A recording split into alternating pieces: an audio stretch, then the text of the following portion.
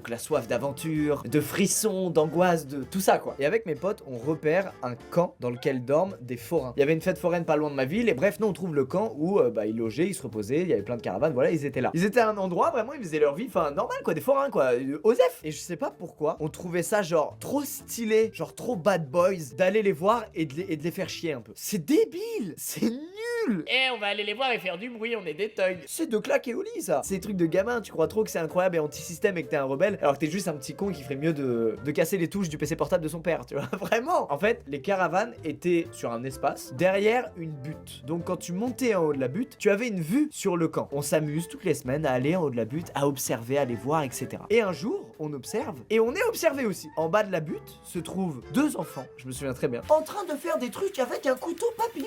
Ils le maîtrisaient, mon gars. Ils avaient 9 ans, ok? Mais c'était très très beau de les voir faire ça. Nous, ça nous met la pression, on est intimidés et on se dit putain, ils ont 3 ans de moins que nous et ils sont plus bad boys, ils jouent avec des couteaux papillons, waouh! En vrai, on aurait voulu être ces enfants-là, mais on n'était pas du tout ces enfants-là. Bref, on revient la semaine d'après et moi, avec moi, je prends un ballon de foot.